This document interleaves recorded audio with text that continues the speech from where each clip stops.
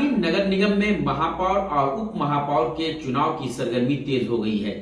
कई प्रत्याशी चुनावी मैदान में उतरने को तैयार हैं और अपने दावे को जनता के सामने मजबूती से रख रहे हैं।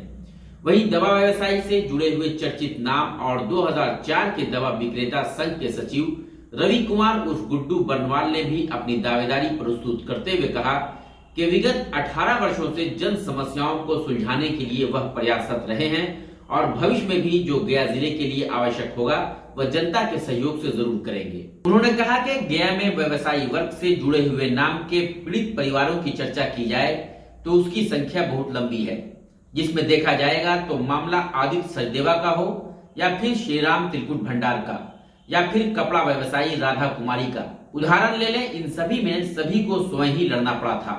हम सभी व्यवसाय वर्ग के लोगों ने इनका बढ़ चढ़कर मदद भी किया और सारे मामले का उद्भेदन करवाने के लिए हर संभव प्रयास किया।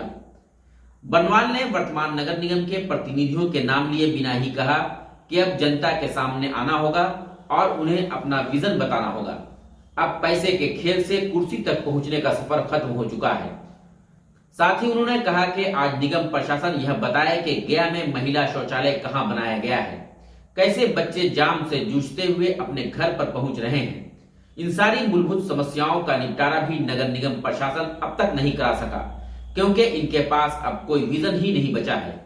अगर जनता हमारे ऊपर विश्वास करती है तो मैं उनके विश्वास के अनुरूप गया शहर को स्वच्छ और सुंदर बनाने का हर संभव प्रयास करूंगा। मैं पिछले 18 वर्ष हो गया, 2004 में मैं पहले दवा विक्रेता संघ का सचिव बना था और लगातार मैं 4 टर्म चुनाव जीता, चुनाव सभी लोगों का मन जीता और कई ऐसी चीज़ों को दवा एसोसिएशन के सहारे गया शहर के का बहुत सारे संगठन को खड़ा किया, क्योंकि यहाँ के प्रतिनिधि जो जनता के प्रतिनिधि आज तक हैं, चाहे वो विधायक हों या कोई भी हो, व्यापारियों पर जब आफत आता है तो व्यापारी को खुद ही लड़ना पड़ता है, जिसका एग्जाम्पल है आदित्य सचदेवा, श्रीराम तिलकुट भंडार घटना, राधा कुमारी कपड़ा व्यापारी। वो घटना को तो अगर हम लोग दवा विक्रेता संघ, जबकि कपड़ा व्यापारी थी, हम लोगों को कोई मतलब भी नहीं था, लेकिन हमें लगा कि भाई जब एक महिला की हत्या हो सकती है रात को 10 बजे, वो भी व्यापारी की जो दिन भर दुकानदारी करती थी और रात को घर में 10 बजे जाती थी, उसकी हत्या हो गई थी। उसका उद्भेदन हम लोगों ने दवा विक्रेता संघ में रह के किया। आज बर्नवाल समाज के अध्यक्ष बनने का मौका मिला तो गया शहर में अभिवरण मेला भी किया और कई ऐसी चीज़ें हैं। आज सख्त जरूरत है, आम नागरिक का प्रतिनिधि इस शहर को ज़रूरत है, वरना सब जो है निरंकुश हो चुके हैं, कोई सुनने वाला नहीं हमारा। आज लोग परेशान हैं, कहाँ जाएं।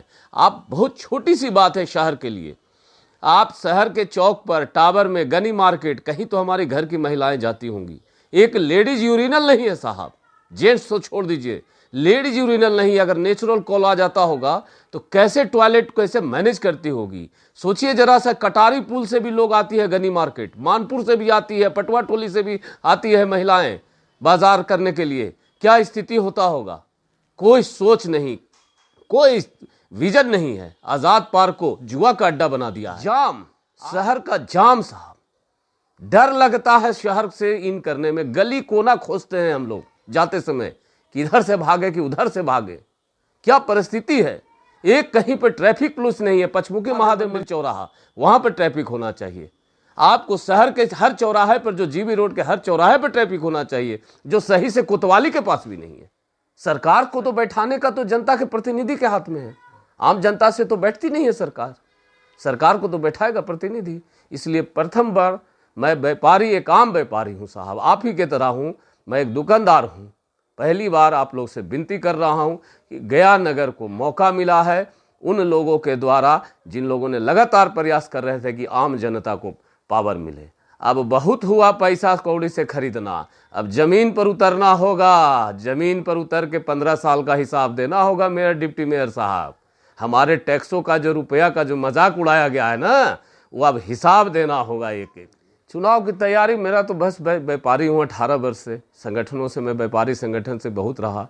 ये शहर भी मुझे देख चुका है। 7 दिन मैं यहीं अनशन किया हूँ और उस वक्त पूरा शहर के व्यापारी 65-70 हज़ार व्यापारी हैं जो स्वेच्छा से बंदी करके मुझे समर्थन दिए थे।